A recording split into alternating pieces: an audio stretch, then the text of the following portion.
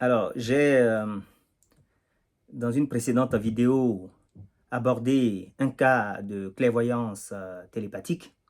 Et ce cas m'a fait penser que finalement, nos inventions, les inventions qu'on fait, la télévision, la radio et autres, sont des extériorisations de phénomènes qui se font dans le mental en réalité. Parce que qu'est-ce que la clairvoyance télépathique, sinon euh, une télévision spontanée, une télévision mentale.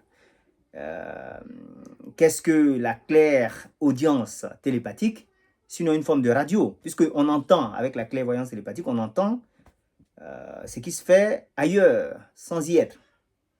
La clairvoyance télépathique, c'est voir à distance ce qui se passe. Vous voyez ce qui se passe dans une autre ville, dans un autre pays, alors que vous n'y êtes pas. C'est le principe de la télévision. Et on voit donc que la télévision, la radio et bien d'autres inventions sont des extériorisations de phénomènes mentaux. Et pouvait-il en être autrement, vu que de toute façon, pour créer quelque chose, pour inventer quelque chose, il faut avoir l'idée de cette chose. Et pour avoir l'idée d'une chose, pour concevoir une chose, il faut que la chose existe déjà. Vous la captez avec votre conscience. Et donc,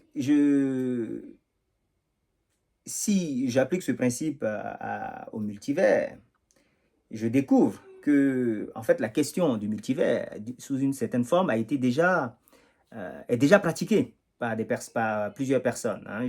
J'ai donné dans le guide des aliénés le cas de Nikola Tesla. Nikola Tesla, qui est un inventeur dans le domaine, un grand inventeur dans le domaine de l'électricité, et qui, quand il était jeune, avait un cerveau qui fonctionnait tellement bien que lorsqu'il assistait à, par exemple, à des funérailles, à un enterrement, les images le hantaient par la suite. Il voyait les scènes et il voyait les scènes de façon vraiment concrète. Hein. C'était vraiment comme s'il revivait les scènes. Hein. Les images se présentaient à lui comme si c'était en 3D, quoi, hein, comme si c'était à l'extérieur de lui, comme des hallucinations. Et donc, pour vaincre ce malaise, il a commencé à remplacer ces images par des images plus agréables, en puisant dans le stock de sa mémoire. Et il arriva à un moment où son stock d'images était épuisé, puisqu'il était encore jeune, il n'avait pas beaucoup de souvenirs. Et donc, il a décidé d'aller au-delà de son stock normal, de son stock de mémoire. Hein. Et là, il a commencé à découvrir de nouveaux mondes. Il a commencé à découvrir de nouveaux mondes. Et voici ce qu'il dit à la page 150. J'ai repris ça à la page 150 du guide des alignés. Il dit: toutes les nuits, et parfois même pendant le jour, lorsque j'étais seul, j'allais voyager et je découvrais des endroits, des villes et des pays nouveaux. Je vivais là-bas, je rencontrais des gens, je me liais d'amitié avec certaines personnes, et aussi incroyable que cela puisse paraître, elles étaient tout aussi aimables et tout aussi expressives que celles dans ma vraie vie. Voilà. Donc, il allait dans d'autres mondes. Là-bas, il avait un corps, hein, comme il a un corps il avait un corps dans sa vraie vie. Il allait dans d'autres mondes et là-bas, il se faisait des amis. Il se faisait des amis. Il vivait là-bas, comme il vit dans sa vie, dans sa réalité objective. Et donc, ces autres mondes, ce sont des univers parallèles. Ce sont des espaces-temps différents du nôtre. C'est sur Terre, mais c'est des espaces-temps différents. C'est des univers différents, parallèles. Et c'est ce que disait d'une certaine façon Neville Goddard quand il disait qu'il y a des mondes dans des mondes dans des mondes. Il y a un nombre indéfini de mondes. Et il prenait l'analogie de la radio en disant, voilà, actuellement, il y a énormément d'émissions radio. Là, maintenant, là. Mais je n'entends rien puisque je n'ai pas l'appareil adéquat. Et je ne suis pas sur la fréquence adéquate. Si j'utilise le bon appareil et que je me mets sur la bonne fréquence, je veux commencer à entendre des voix. Mais je ne crée pas ces voix existent déjà, elles sont déjà là. Et si je change de fréquence, je change d'émission radio. Mais c'est pareil pour les mondes multiples. Et donc, Neville disait que, vu que lui, Neville Goddard, il avait la capacité de voyager d'univers en univers, en fait, de monde en monde, il devait avoir des corps dans tous ces mondes-là.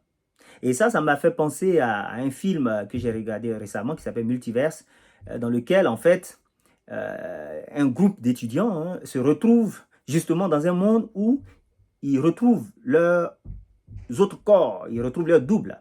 Et quand ils retrouvent leur double, il y a un des deux qui se désagrège. Voilà, parce que les deux doubles ne peuvent pas se retrouver au même endroit au même moment. Voilà. C'est un peu comme les électrons qui ne doivent pas avoir les nombres quantiques identiques. Et dans ce film, il parlait d'intrication quantique et tout ça. Et donc, on voit que le voyage dans des mondes différents, dans des univers parallèles, est déjà fait par certaines personnes, mais mentalement. Si évidemment ce que dit Neville et ce que dit Nikola Tesla est vrai, mais il n'y a aucune raison que ça ne soit pas vrai. Je pense qu'il y a énormément de gens qui le font, mais qui ne le disent pas pour ne pas paraître fou. Voilà. Et je me souviens une fois avoir rêvé, fait un rêve très étrange où j'étais en train de faire du footing, dans le rêve. Hein. Je faisais du footing, donc je courais.